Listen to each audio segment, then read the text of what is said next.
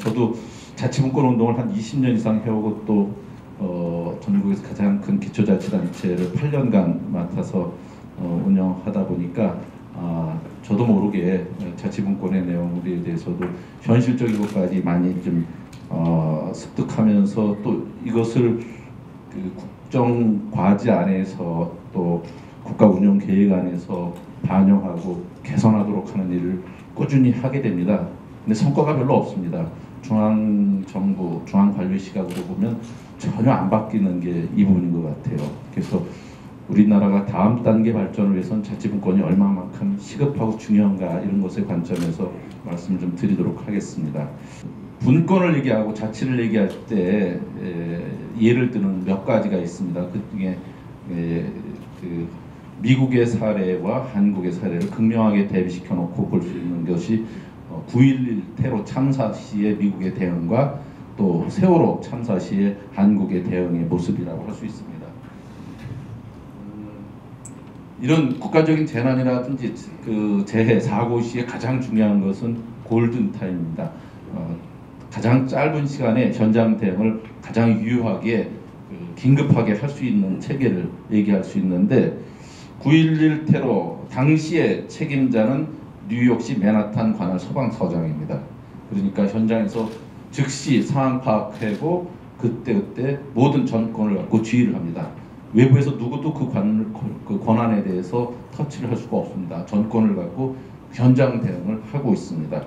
그래서 그 큰 참사에도 불구하고 7번 빌딩 추가 붕괴 사고를 미리 현장에서 파악하고 대피시켜서 그나마 피해를 최소화시킬 수 있었다는 것이 이 사건을 바라보는 시각인데 그때 대피 명령을 이 소방서장이 내리게 됩니다. 결국은 현장성과 전문성을 갖추고 신속히 대응하는 것이 얼마큼 중요하냐. 그에 반해서 이제 세월호를 보시면 망원경을 갖고 지역의 문제를 중앙의 지시를 기다리는 형태입니다. 청와대에 계속 얘기하고 청와대 대통령은 어디 있는지 모르는데 대통령의 오더만을 기다리고 있는 게 현재 그때 당시의 모습이었던 거 잘 아실 겁니다. 만약에 거기에 책임자가 그 관할구역의 책임으로 전남도지사나 진도군수회가 있었으면 헬기를 타고라도 바로 나가서 저렇게 기울어져가는 배를 놓고 무조건 탈출시키라고 하고 조명 구명조끼 입어서 무조건 밖으로 나오라고 그랬을 그 상식이라고 생각되는데 그 수장되는 것을 그대로 중앙명령을 기다리고 아무것도 안 하고 있는 것이 현장의 모습이잖아요. 그래서 우리로서는 분권이 우리 지방정부의 권한을 달라는 게 아니라 국민의 생명과 재산을 골든타임 안에 책임지고 운영할 수 있는 것도 이만큼 자치와 분권이 중요하다는 것을 극명하게 현장에서 보여주는 겁니다. 어느 날 제가 취임한 지 얼마 안 돼서 행안부에서 줄자를 갖고 제 방을 재러 나왔어요. 왜 그러나 했더니 지금 그 2011년 당시에 민선 5기 들어서 호화청사 논란이 생겼어요. 성남시청, 용인시청 이런 것이 뭐 엄청난 큰 규모로 호화청사 논란이 빚어지니까 뭐 시장 방이 뭐 몇 평이고 그래서 다 그 기준을 맞추고 있는지를 조사해 왔다는 거예요. 그런데 246개 광역과 기초합해서 그 당시 246개 지방자치단체장 지무실 중에서 226개가 기준 면적을 초과하고 있다면서 축소를 지시했어요. 만약에 그것을 축소하지 않는다면 교부세 감액을 하겠다고 통보가 됐어요. 근데 이 90%가 넘는 데가 그러면 다 일방적으로 기준 면적을 초과했냐? 그렇지가 않아요. 그 전에 기준 면적과 그 이후에 행안부가 바뀐 기준 면적이 달라져서 그래요. 왜냐하면 그 전에는 그 시장이 쓰는 그 방을 기준으로 기준 면적을 정했는데 그 이후에 어느 순간에 우리도 모르는 사이에 비서실, 접견실, 대기실 이거 다 시장실로 포함시키는 면적 기준을 정해놓으니까 그게 있는지도 모르는데 기준 자체가 이렇게 바뀌는 사이에 90%가 넘게 시장실 면적이 커졌다고 된 거예요. 그전에는 위반이 아니었는데 하루아침에 위반이 된 거예요. 90%가 넘는 데가 다 싹 고쳐야 돼요. 고치는데 어떻게 고치냐. 제 방도 이전에 전임시장이 쓰던 방을 하나도 고치지 않았어요. 근데 그 전에 걸렸고 지금은 또 안 걸려요. 왜냐? 억지로 생벽을 뜯어가지고 문을 만들고 이름을 여러 가지를 딱 붙여요. 편법으로 다 동원되는 거예요. 그 돈을 생으로 들죠. 그 제대로 그럼 잘라서 고치려니까 얼마인가? 제 방도 2억이 든대요. 근데 2억이 들면 나머지 방은 뭘 쓰냐? 아무 짝에 쓸모가 없어요. 그러니까 도대체 필요 없는 불필요한 주제를 일방적으로 기준을 바꿔놔갖고 전국에 한 번씩 완전히 뒤집혀지는 일을 만들어요.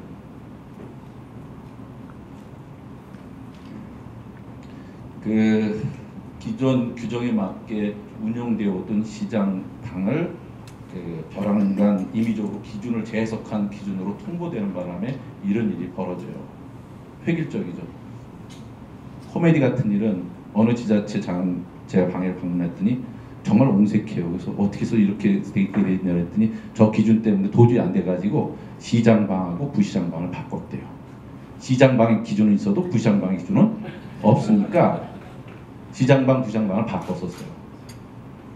코미디 같은 일인데 자율권이라는 게 없는 거예요. 그 정도로. 그 해석 위반되면 교부세 감액이 되니까 이를 편법으로 다 넘어가야 되는 거예요. 실효성하고는 아무 관계없어요. 저 돈은 공사비용 1억 5천씩 들고 뭐 이런 데가 여러 군데 있는데 아무 짝이 쓸모없이 다 드는 거예요. 이것은 우리 시의 사례인데 제가 몇 번 말씀드린 바 있습니다. 2011년에 김문수 지사님이 저를 불러서 그 수원에서 19단 야구단을 창단하면 어떻겠냐고 해서 내가 처음에는 우리 시는 축구의 도시라 그것까지는 필요 없다고 얘기했는데 돌아와서 우리 시민들과 지나가는 자리에서 그 얘기했더니 다들 펄쩍펄쩍 뛰세요. 그래서 프로야구가 대세인데 왜 안 하냐고. 그래가지고 다시 그 시민들 여론조사를 했더니 90%가 넘게 프로야구 19단 꼭 유치하자는 의견이 나왔고 그 다음번에 다시 지사님 만나서 제가 꼭 해야 될 이유는 없는데 혹시 지사님이 도와주면 우리가 한번 생각해 보겠습니다 그랬어요. 그러니까 처음에는 제가 그냥 한 번에 받았으면 저 돈을 다 투자해야 되는데 한번 제가 튕긴 격이 된 거예요. 그러면서 제가 한 300억 정도 리모델링 공사비가 드는데 그 전에 현대 유니콘스가 쓰던 야구장이 있었거든요.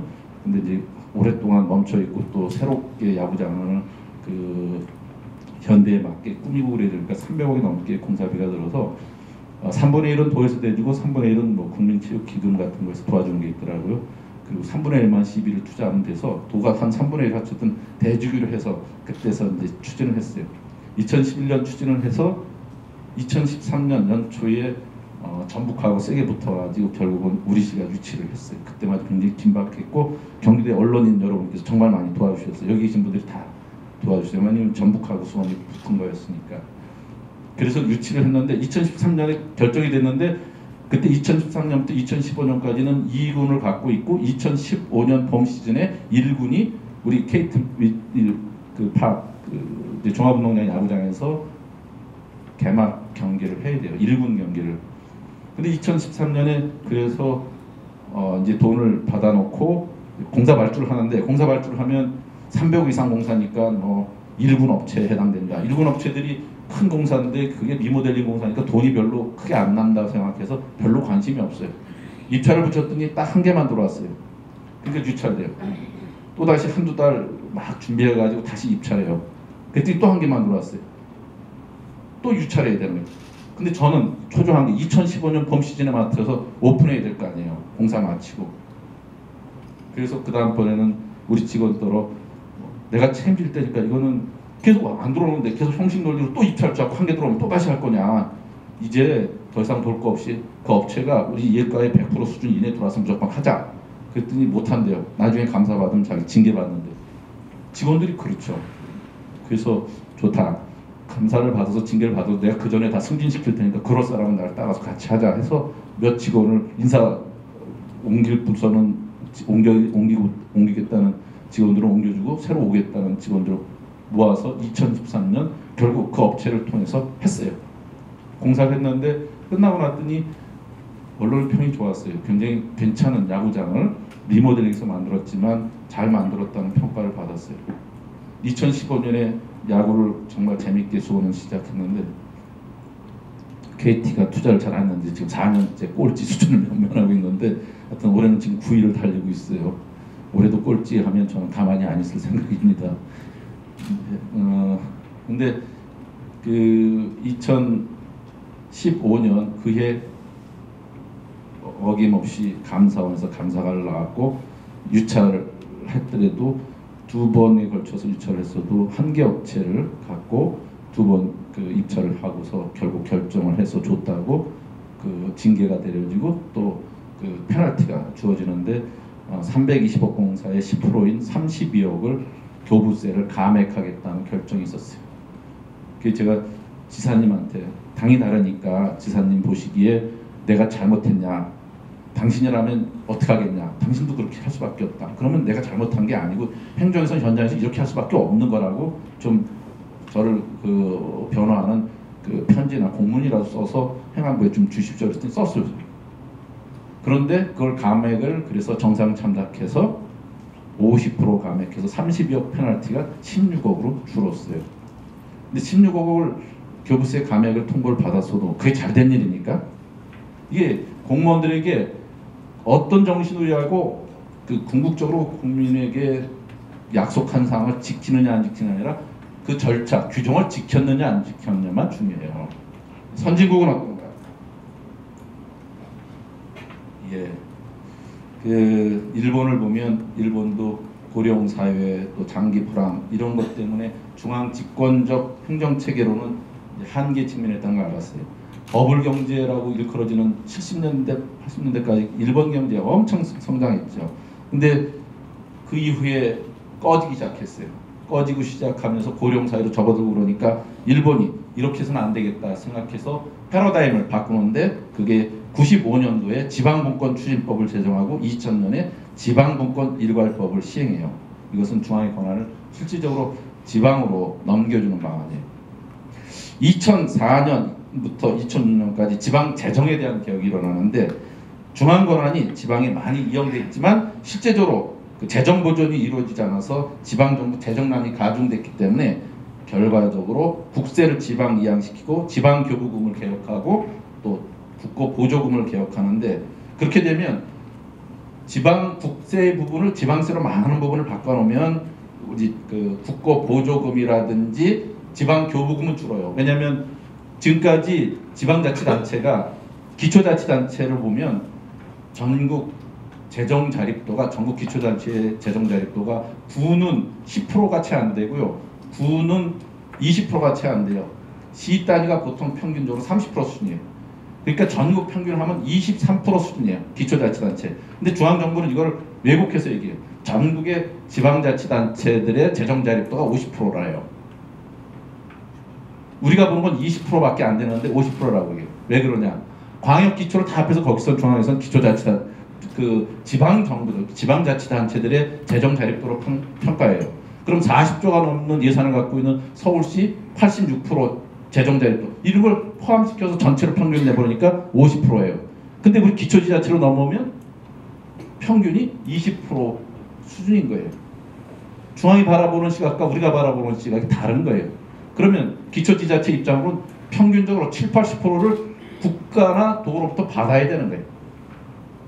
그러다 보니까 10% 지자체도 부도나는 데 없습니다. 5% 지방 재정 자립도를 갖고 있어도 부도나지 않아요. 왜냐? 그걸 다 중앙정부가 뭐로 메꿔주냐면 교부세로 메꿔요. 결국 예산을 다른 방법으로 준 거예요. 근데 교부세라는 건 그 기준이 수백 가지라 누구도 그 기준에 따라서 나오는 것에 대해서 이해는 못해요. 어쨌든 적극적으로 행안부에 가서 사무관 앞에서라도 비비고 많이 받아오는 사람이 임자예요. 교부금을. 그거 갖고 쓰는 거예요. 근데 국세와 지방세 비율을 바꿔서 지방세 비율을 훨씬 높이면 보조금과 교부금은 줄지만 결국은 그 지자체에 자기들이 쓸 수 있는 사업비가 훨씬 더 지방 재정에 있어서 유용하게 쓸 수 있는 구조로 바뀌는 거예요. 이 내용을 볼게요. 다음. 이것은 표로 보면 GDP 증가가 그 버블 경제로 꺼지고 나서 그 2000년 지방분권 일괄 시행 이후에 그 다시 일본 경제가 살아났다는 그래프고요. 다음. 프랑스도 1970년대 후반까지 장기 불황을 극복하기 위해서 지방분권을 실행하는데 이것 또한 1985년에 지방 일괄 이양법을 제정하고 2003년에는 프랑스는 헌법을 바꿔요. 지방분권형 국가라는 것을 아예 명시를 해서 헌법을 개정하고 나서 그 프랑스도 그 85년 지방 일괄 이양법 이후에 어려웠던 프랑스 경제가 다시 지속적으로 개선되는 경제 도약을 기대할 수 있는 수준으로 가고 있다는 거예요. 다음, 우리나라는 그에 비해서 뭐 이런 여러 가지 지금 국가적 위기 상황을 맞고 있죠. 그런데 이 내용 중에는 이 일본이나 프랑스의 사례를 보다시피 이렇게 어려워진 국가가 어느 정도 수준까지 발전하다가 딱 벽에 부딪히는, 우리를 보면 소득 3만 불 수준 문턱을 10년째 못 넘고 있는 이 수준, 국가 부채가 매년 9% 이상씩 증가하고 가계 부채가 증가 속도가 신흥국 중에 1위를 차지하고 있는 이런 어려운 국면을 타개하기 위해서는 반드시 자율적 지방의 발전을 촉진할 수 있는 지방국권이 이루어져야 된다는 거죠. 그래서 경제가 어려우니까 분권을 더 하지 못하고 자치를 못하는 게 아니라, 그렇기 때문에 그 단계를 극복하기 위해서 분권이 결정적으로 필요하다는 거죠. 지금 우리는 그걸 어떻게 고쳐나가야 되나. 실제로 현재 갖고 있는 우리나라 헌법은 1987년에 6월 항쟁 이후에 직선제 개헌, 대통령 직선제를 뽑을 수 있게 한 그때 헌법 체계예요. 근데 그때는 1987년은 한국에서 지방자치가 이루어지기도 않았어요. 1991년부터 지방자치가 있었어요. 1991년 의회를 처음 뽑았어요. 1995년 자치단체장을 뽑기 시작했어요. 결국은 1987년에 만들어진 헌법은 지방자치가 이루어지기 전이라 피상적으로 헌법의 내용 중에 단 2조항만 헌법 조문에 들어가 있어요. 지방자치와 관련돼서 그것이 조례제정권과 지방정부 사무 권한에 대해서 그 헌법 조문이 되어 있는데, 그 조례제정은 어떻게 되어 있냐면 법령의 범위 내로 지정되어 있어요. 조례를 지정할 때 각 지자체가 조례를 자유롭게 제정하는 게 아니라 법령의 범위 내에서 제정해요. 또 지방자치 사무 권한을 법률에 위임시켜서 법률에 위임된 방법으로 사무를 위하면서 그 이상의 방법의 자유권이 없어요. 그러니까 현재 헌법에 의하면 지방정부는 중앙정부의 출장소 역할 이상을 기대할 수가 없는 거라, 지방자치를 위해서는 결국은 우리로서는 가장 확실한 방법이 그 큰 틀인 개헌을 통해서 하는데, 개헌의 지방분권형 개헌이 되도록 해야 된다는 거예요. 근데 이 개헌에 대해서는 방향에 대해서 여야 합회 다 지방분권형 개헌을 해야 된다는 것은 이 시각을 다 같이 갖게 됐어요. 근데 그것을 지금 전혀 통과를 못하고 있죠. 원래 지난해에 대선 후보들이 5 주요 정당의 후보들이 전부 다 올해 6.13 선거 때 개헌을 하기로 약속을 하고 서명까지 했는데, 결국은 개헌안은 대통령밖에 안 내놨어요. 국회에서 결국은 개헌을 못했죠. 지금 분권형 국가로 간다고 하는 큰 화두에는 공감을 하고 동의를 했으면서도 개헌은 이루어지지 않고, 큰 틀인 개헌이 이루어지지, 지방분권형 개헌이 이루어지지 않으니까 그 외 지방분권 자체가 실종되고 있어요. 또 지방분권의 핵심이 결국 자치입법권이에요. 제가 그런 얘기를 해요.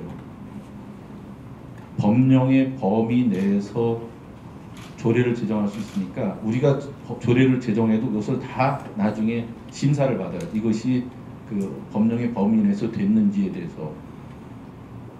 자치적으로 1995년 민선 자치단체장 시작이 되고 나서 바로 수원에서는 굉장히 의미 있는 조례 하나가 만들어졌어요. 그 조례가 뭐였냐면 차고지 증명제였습니다. 차를 새로 사는 사람은 그 차고지가 자기가 확보하는 것이 증명돼야만 그 차를 살 수 있다고 하는 것이었어요. 굉장히 센세이션한 법이 조례였죠. 우리 지역에서는 차를 살 때, 새 차를 살 때 새 차를 세울 수 있는 공간을 내가 확보한 것을 증명해야만 살 수 있다는 거예요. 새로 아파트를 지면 아파트 제대수보다 차고면이, 주차면이 더 많아요. 지금은 다. 근데 그런 것을 증명해야만 살 수 있어요. 그렇지 않으면 차만 사놓으면 어디다가 놓으면 다 불법 주차하게 되는 거죠. 근데 그것이 결국은 위헌 제청이 됐고, 결국은 그 조례는 위헌 판결을 받아서 결국 무효화됐어요. 그로부터 지금 20년이 지난 수원은 엄청난 주차난 때문에 난리가 납니다. 모든 시민이 차를 살 때 2~3천만 원짜리 차를 사면 시는 주차면 한 면당 7천만 원 평균 들어가는 것을 만들어줘야 돼요. 그게 안 되면 차고지 부족하다고 불법 주차한다고 우리 동네 왜 공영 주차장 안 만들어주냐고 난리예요. 그쵸? 기본적으로 전후가 바뀐 상황을 지자체가 시행하려는 것을 막은 결과예요. 근데 이건 지금 우리시뿐만 아니라 전국이 마찬가지가 돼 있어요. 지금 우리시 같은 경우는 동네별로 보면 어떤 동네는 차량 소유 대비 차 주차면 확보율이 40%인 데 있어요. 그럼 60%는 어딘가에 불법 주차를 다 해야 되는 거예요. 정상적이지 않은 방법으로. 평균이 60% 수준이에요. 이제 그 일반 단독주택 단지 위주 고를 때 이렇게 우리처럼 대체 없이 차를 마음대로 소유할 수 있는 나라가 또 있나 싶어요. 근데 앞선 정책을 지자체가 정말 많이 했어요. 우리 시가 했던 것이 전국적으로 표준이 되고 전 세계로 퍼져나간 가장 대표적인 게 화장실 개선 사업이에요. 중앙정부가 한 게 아닙니다. 지방정부가 해서 이것이 한국의 화장실 문화를 다 바꾼 거예요. 우리 심재덕이라고 하는 훌륭하신 시장님이 그 일을 시작했어요. 가장 단시 일내 한국의 문화를 바꾼 대표적인 게 화장실 문화예요. 수원이 한 일이에요. 그게 중앙정부가 한 일이 아니라. 결국은 지방 언론이 살아야만 지방자치도 이루어진다 하는 얘기죠. 소수 전국 단위의 신문들이 시장을 독과점했어요. 그리고 그 지배력이 모든 지자체에 다, 그러니까 지방 언론들이 여론을 형성해 갈 수 있는 과정에 가장 중요한 매체가 정말 다 지금 병역 위기에 있죠. 그러니까 정보의 전달이 지역 주민들에게 지역 여론을 통해서, 지역 언론을 통해서 확산되는 구조가 그 힘든 현재 같은 상황 속에서 지역 여론을 형성할 수 있는 이 기관 자체가 힘드니까 지역 언론, 지역 주민들이 결국은 지역의 정보에 소외되는 일이 벌어지고 있어요. 결국은 저는 지방 자치를 살리는 일 또한 지역 언론이 함께 해야 되고, 그것이 같이 하지 않으면, 그것으로 살려지지 않으면 지방 자치도 힘들 뿐만 아니라 지역 언론도 힘들다는 생각을 합니다. 아마 이에 대해서는 그동안 우리 지역에서 자치화 분권의 내용들을 지역 언론들이 꾸준히 조명하면서 같이 호흡을 맞춰왔기 때문에 새삼스러운 얘기가 아니라고 생각합니다. 저로서는 어떤 일을 할 건가.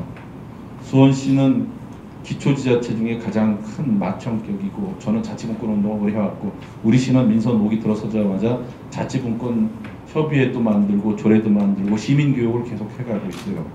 그렇지만 중앙정부는 변하지 않았어요. 중앙언론도 변하지 않았고 중앙정치도 변하지 않았어요. 이것을 계란이 발치기식이지만 끊임없이 우리가 자치분권의 확대를 해나가야 된다고 생각해요. 그러기 위해선 지역 언론이 함께 해야 되고, 그 1차적인 과제는 지방분권형 개헌을 위해서 우리가 뜻을 모아야 된다고 생각해요.